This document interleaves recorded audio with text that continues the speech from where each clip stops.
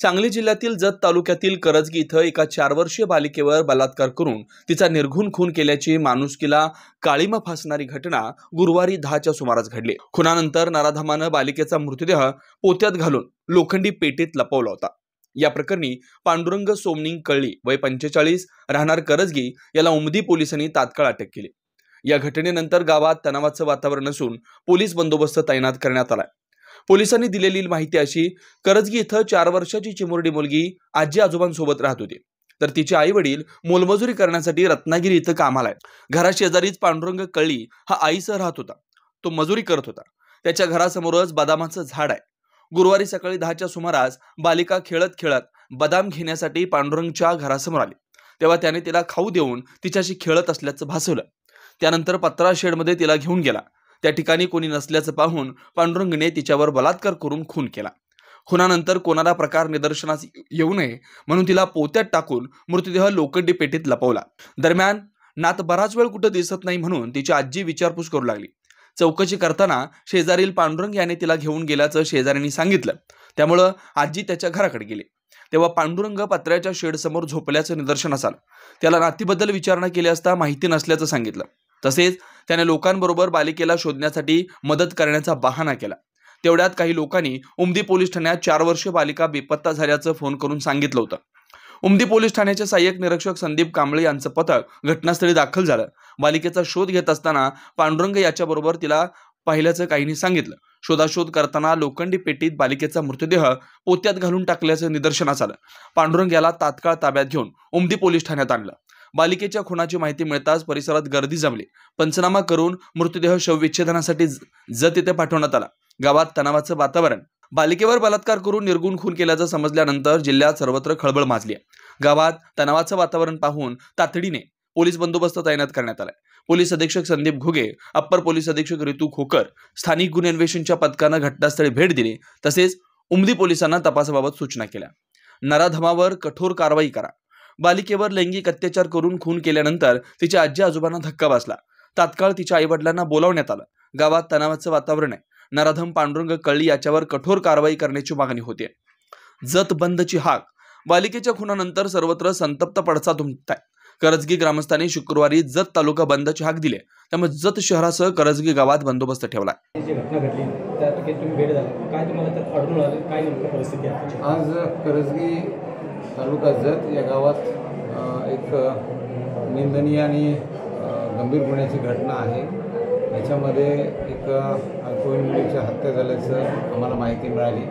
त्यानुसार police station Umadi येथील प्रभारी श्री संदीप कांबळे तात्काळ गावामध्ये आले।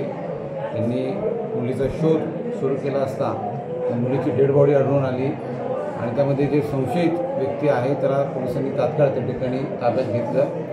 त्यानंतर मुलीचं पोस्टमॉर्टम करण्याकामी ती बॉडी शासकीय रुग्णालय इथं पाठवण्यात आली आणि त्यावर जे डॉक्टर अभिप्राय देतील त्यानुसार पुढील कारवाई आम्ही करू। या ठिकाणी त्या गंभीर गुन्ह्याची घटना घडली, त्यानुसार खून झाल्याचं ते दिसून येते। त्यानुसार आम्ही गरजेची तक्रार घेऊन गुन्हे दाखल करत आहोत आणि यामध्ये आणखीन काही गोष्टी समोर येतील त्यानुसार आम्ही तपास करू। पुरावे प्राथमिकदृष्ट्या जे आम्हाला घटनास्थळावर मिळत आहेत आणि अधिकचे पुरावे आम्ही तपासात घेऊ आणि लवकरात लवकर या गुन्ह्याचा तपास संपवून आम्ही ते दोषारोपपत्र माननीय कोर्टासमोर ठेवू। सर, आता सध्याला असं जनतेमध्ये चर्चा चालू आहे की पोरीवर बलात्कार झाला, म्हणजे असं काय घटना घडल्यानंतर जे जनतामध्ये आक्रोश जे निर्माण झाला आहे त्यावर पोलीस यंत्रणा याकडे कसं बघणार? आता जो प्राथमिक गोष्टी आहेत की याच्यामध्ये घटनास्थळावर आम्हाला बॉडी मिळाली, त्यानुसार आम्ही खुनाची घटना आहे एवढं तर आम्हाला दिसतंय। डॉक्टर यामध्ये काय त्यांचा अभिप्राय देतात, पोस्टमॉर्टम होईल आणि डॉक्टर जे अभिप्राय देतील त्यानुसार आम्हाला अधिकच्या गोष्टी कळतील आणि त्यानुसार आम्ही तपासाची दिशा ठरवू। जनतेला काय म्हणजे गरजे गावातली जी जनता आहे त्यांना काय पोलिसांना? आता या ठिकाणी पोलिसांनी तात्काळ आपली कारवाई सुरू केलेली आहे। माझं सर्व गावकऱ्यांना पण हे आव्हान असेल की आपण पोलीस प्रशासनाला सहकार्य करा, आम्हाला तपास करू द्या कामी आणि याच्यामध्ये कुठेही कायदा सुव्यवस्थेचा प्रश्न निर्माण होणार नाही याची प्रत्येकानं खबरदारी घ्यायची आहे।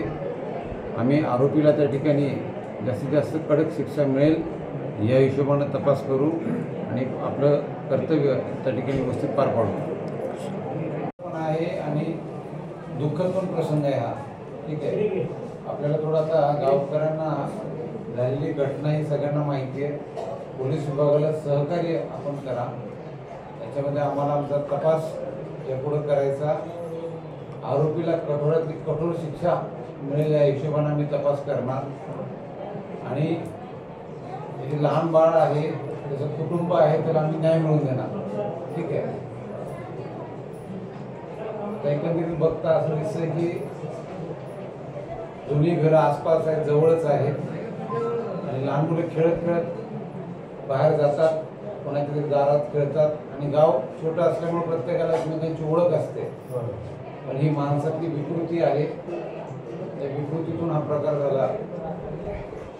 या आरोपीचं पूर्ण पार्श्वभूमी हे सगळं आम्ही चेक करू आणि त्याप्रमाणे पुढची कारवाई आम्ही तात्काळ करून घेऊ. त्या दृष्टीने आम्हाला पुरावे जे आहेत, घटनास्थळ पण मिळत आहे, आणखीन काही ठोस पुरावे आम्हाला मिळतील. पण इतकं कठोरातल्या कठोर या आरोपीला शिक्षा देता येईल त्यासाठी पोलीस विभाग निश्चित प्रयत्न करणार. तर गावातल्या सगळ्या लहान मोठ्या व्यक्तींनी, वडीलधाऱ्या लोकांनी गावातल्या सगळ्यांना समजून सांगणं गरजेचं आहे. पोलिसांना त्यांचं काम करू देणं गरजेचं आहे, जेणेकरून आम्हाला कमीत कमी वेळेमध्ये आरोपी विरुद्ध कोर्टात दोषारोपपत्र पाठवता येईल. आणि आम्ही कोर्टाला निश्चितच विनंती करू की याच्यामध्ये ही केस जलद गतीने चालवावी, फास्ट ट्रॅकवर चालवावी आणि आरोपीला लवकरात लवकर यामध्ये शिक्षा व्हावी. त्यांचं काम करू द्यायचं आहे. आपल्या याच्यामध्ये काही विचारायचं असेल की आम्हाला सांगायचं असेल तर तुम्ही बोलू शकता. शिक्षणामध्ये फाशी व्हायला पाहिजे बघा. शिक्षण आहे तर ते चार फरक तसं नाही की फाशी व्हायला पाहिजे. एवढं मानणं आहे आमचं. आम्ही त्या दृष्टीनं प्रयत्न करू. काळात तुम्ही करता म्हणून तर मी आपलं सांगतो. तुमचं पुढं मी काही बोलत नाही. आणि हे जे आमचे समाज आहे, गरीब समाज आहे साहेब, आणि आमचं समाजावर भयानक अन्याय झालेला आहे. आणि तुम्ही सहकारी सगळं बोलायला लागलं, तुमच्यावर आमची विश्वास आहे. आणि हे जे गोष्ट आहे साहेब, तुम्ही जे बोलायला लागलं व्हायलाच पाहिजे साहेब. एक तुम्हाला विनंती करून सांगतो, तुम्ही रागाला येत नाही म्हणलं होता, सांगू का साहेब? त्याच्यावर जर नाही कारवाई झाली की करजी गाव रस्त्यावर तिथं उतरवून साहेब. काही तसं काही आपण डोके जाऊ नका. आम्ही विनंती करून सांगतो, आम्ही जितक्या लवकर याच्यामध्ये दोषारोपपत्र जितक्या लवकर, कदाचित ते 8 दिवसात 10 दिवसात आमचा तपास संपला की आम्ही ताबडतोब दोषारोपपत्र दाखल करू. त्याच्यामध्ये कायद्यामध्ये पण तरतूद आहे की 60 दिवसांच्या आत आम्हाला तपास पूर्ण करावाच लागतो. मी तुम्हाला इथे शब्द देतो की याच्यामध्ये आम्ही पूर्ण आमचा विभाग काम करेल आणि जितक्या लवकर चार्जशीट करता येईल तितक्या लवकर दोषारोपपत्र तयार करता येईल आम्ही करू. कोर्टासमोर आम्ही ही केस ठेवू आणि कोर्टाला विनंती करू की याच्यामध्ये तात्काळ ही केस जलद गतीने चालवावी, फास्ट ट्रॅकवर ही केस चालवावी. ठीक आहे साहेब. घडलेली घटना फार दुर्मिळ आहे, फारच दुर्मिळ आहे आणि खूप गंभीर स्वरूपाचा प्रकार आहे. त्यामुळे याच्यामध्ये आम्ही पूर्ण लक्ष घालून याचा तपास चांगल्या पद्धतीने करून कोर्टासमोर ही केस ठेवू. ठीक आहे साहेब, तुम्ही बोलतो म्हणून तर मान्य आहे. आणि ही मुली आमची ना तुमची म्हणून सांगून तुम्ही काय करता तुम्ही करा, तुमचं आमची विश्वास आहे. त्याच्या पुढे मी त्यात तुम्हाला बोलू शकत नाही. हा बघा साहेब काय करतो.